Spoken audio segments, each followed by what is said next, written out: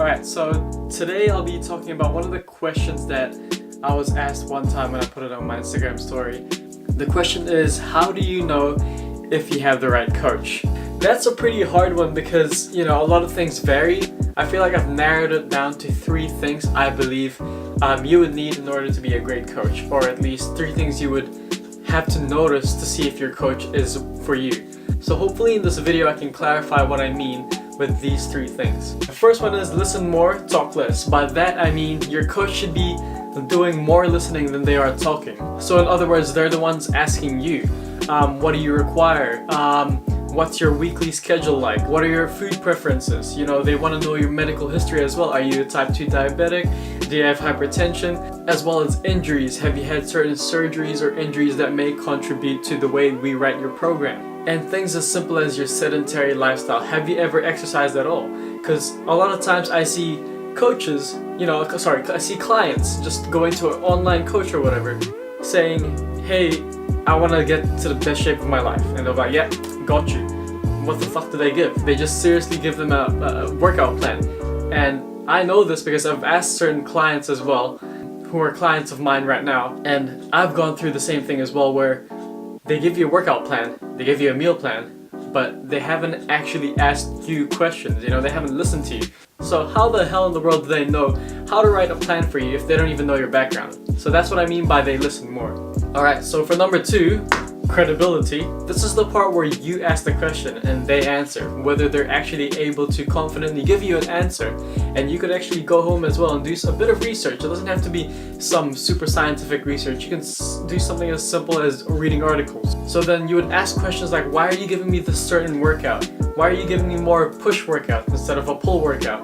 Why are you giving me a higher carb diet? Why are you giving me a higher fat diet? Also things like supplement use. A lot of times I see people say, walking around, right, with shakers, and I ask them, yo, that smells good, what is it? They're like, BCAAs. And I'm like, why are you having BCAAs? And then they'll be like, oh, because my coach said so, it's good for recovery. This isn't a supplement video, but if I could tell you guys one thing about supplements, BCAAs are, I'm not saying they don't work, but they're not worth your money. You have whey protein, good enough. You eat enough protein, good enough. If you got $1 million in your pocket, fucking buy one. So pretty much all the questions you ask, whether it's with your training or with your nutrition, or just pretty much anything where they assess you, your postural assessment and things like that. If they can't answer why they're giving you certain things, you might want to think about getting a new coach. So all these things you're asking, they should be able to answer confidently, with, proper evidence-based research. And if they can't answer your questions in terms of what they give you, then how do they know they're giving you the best things for optimal progression towards your goals? So if they can't answer it, you might want to think about getting a new coach. So the third one is, are they approachable? Now I believe this is actually very important in terms of getting the right coach, because what if they do know their stuff, right? And what if they do listen to you, but are you confident in approaching them? Are you comfortable in approaching them? Do they look approachable pretty much? Are you confident in talking to them? Another way of finding out if they're approachable is, do they show any enthusiasm? Can you clearly see that they're passionate about what they're doing? Because if they're not, then these are kind of good indicators that they're not approachable coaches. Because if they're not any of these, how do you know if they even care about you or care about your progress, or the persona they're giving you, if it's even authentic or genuine? Another reason why being approachable is important is because of communication. Here's an example. What if you got a really busy schedule, right? And the best you can do is work out 1.5 hours in a day. And your coach decides to give you like an hour cardio before you work out and then working out. Does that fit your schedule? And if it doesn't, are you confident in approaching your coach and telling them, hey, this doesn't work for me, is there any other alternative? I don't mind if this delays my progress. And if you're intimidated or reluctant to ask your coach whether there's an alternative or if you could change that plan, then you might want to get a new coach again. Because a coach is there to guide and direct, they're not there to control your life or your schedule. And if their answer is, nah, this is the only way, you gotta grind, what the fuck? There's always other ways to get to your goals. There's not one single thing. And that's one thing you guys gotta understand as clients. There's not only one way, there's multiple ways. And if your coach only gives you that one thing, clearly they don't have enough experience or brains. So yeah, again, oftentimes clients are too intimidated or reluctant to ask. Don't be. You guys are the clients, your top priority. You guys paid hella good money for these coaches.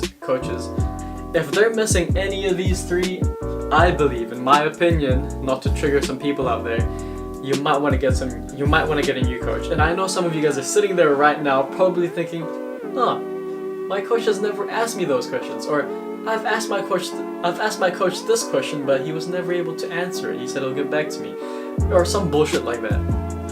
Or maybe some of you guys are sitting there thinking, I've actually never been able to approach my coach. I'm just a yes man, and I blindly follow what they tell me. That's the worst thing you can do, because if anything, so it's also up to you guys to give feedback, because otherwise nothing's gonna happen. And I forgot to mention, if you're a coach and you're watching this, I hope this changes how you approach and deal with your clients as well, because these three I believe is important. But if you're a client sitting there and watching this, and then you notice that your coach actually doesn't do enough listening, or can't answer shit, or if they're not even approachable, I'm sorry, you might want to really reconsider, or at least dropping this one and doing things on your own. Sometimes your own research and through personal trial and error, sometimes that's much better than paying $200, $500, fuck, I've seen $1,000 for a coach. So, but if you've got the money, hey, as long as these coaches have at least these three things, which I believe is important for a coach to have. If you guys made it at the end of this video, thank you very much. This video and topic to me is very important because I've seen too much bullshit out there. Hope you guys enjoyed it. If you're watching this on Instagram, don't forget to like it. If you're watching this on YouTube, like and subscribe. And I'll see you guys in the next one. Peace.